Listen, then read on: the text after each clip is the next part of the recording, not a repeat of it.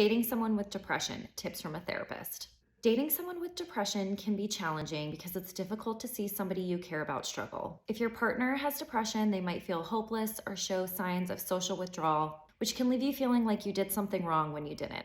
Understanding depression can help you communicate with your partner when their depression shows up. Hi, I'm Gabrielle Juliano-Villani. I'm a licensed clinical social worker and I specialize in depression, anxiety, and burnout prevention. Let's go over 10 tips for dating somebody with depression. If you're dating someone who tells you they deal with depression, you might have a lot of questions and concerns. You might be curious about how severe their depression is, what it's like for them when they're experiencing depressive symptoms, and how this has impacted their romantic relationships. While there's no rules on how to respond to this, if you're interested in this person and you want to know more, it's important to be sensitive and non-judgmental while inquiring further. Many people try to hide their depression, so if this person is opening up to you about this, that's definitely a sign of trust. Here's 10 tips for dating somebody with depression. Number 1, make sure you know what type of depression they're dealing with. There are various different types of depression, so in order to be supportive of them, it's important to know exactly what type of depression they're dealing with.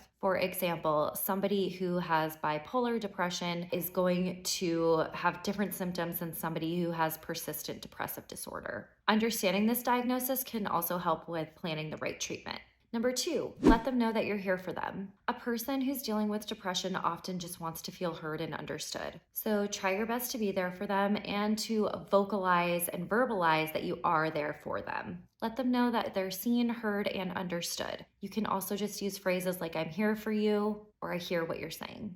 Number 3, communicate, listen, and understand. It's important for you to open the lines of communication with your partner so that the depression can be talked about openly between the two of you. They need to feel comfortable with sharing how they're feeling, and you need to be comfortable responding in a way that's gentle and non-judgmental. It's also important to feel comfortable expressing concern in a gentle way if you see the symptoms of depression worsening or coming on. Often, the person who's close to the person who's experiencing depression will notice these depressive symptoms coming on before the other person does. So early intervention is key and not letting these depression symptoms spiral into something worse. Number 4, be empathetic. Don't minimize their feelings. Say something like, "Thank you for sharing," or "I'm so glad that you told me that you're feeling down or hopeless today." If you say things like, "It's not that big of a deal," or "It could be worse," that's going to make them feel like you don't understand, and that will lead to them shutting you out. Number 5, remember it's not about you. Instead, that your partner has a relationship with their depression,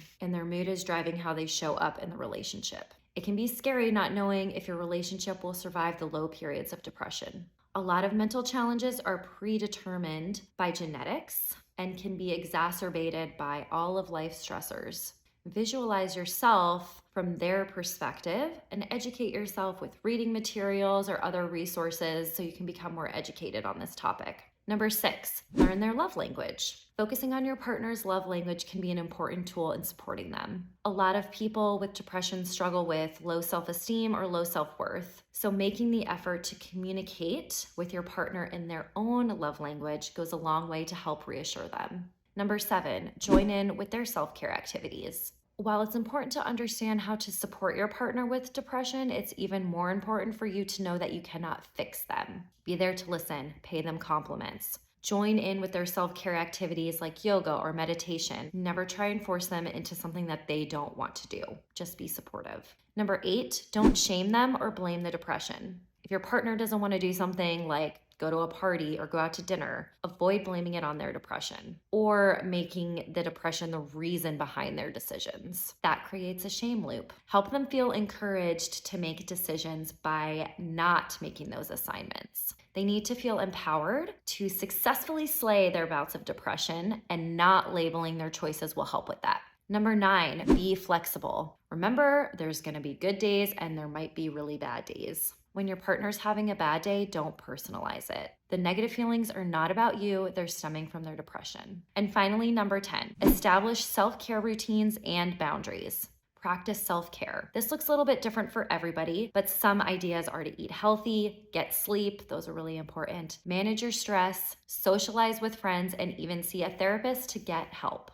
All of those things will help avoid adding to your problems to the existing problem of the depression already in the system. This isn't the same as you trying to fix your partner. It's just about keeping the environment from getting more dysfunctional due to your own emotional issues. And here's some final thoughts on dating someone with depression. Dating someone with depression can be challenging, but there are ways to obtain support and guidance. Overall, it's important to find a balance with providing support and care while maintaining appropriate boundaries, taking care of yourself, and feeling fulfilled in the relationship.